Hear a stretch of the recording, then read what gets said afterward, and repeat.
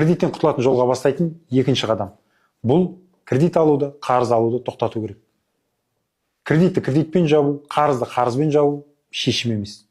Керісінше мәселеңізді күрделендіріп ауырлата береді. Банктер, микроқаржы ұйымдары қайта қаржыландыруды, оңтайлы кредит алуды ұсына береді. Бұл іс жүзінде тағы да қосымша кредит алу.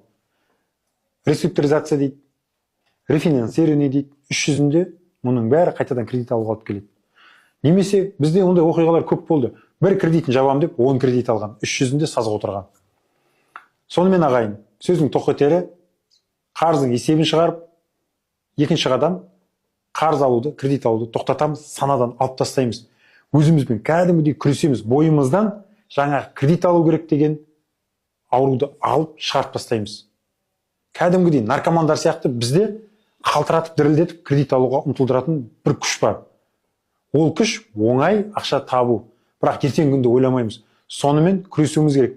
Бұл кредит бізге жақсылық әкелді ма? Жоқ. Ертең оны қайтару керек па? Иә. Кредит бойынша төленбесе, ертең кредит уақытылы төленбесе, қоңырау шалып мазаңды ала ма? Иә. Ағайын туысқанның алдында абырой төгеді ма? Иә. Мінекей осы қатерлерді білуіміз керек.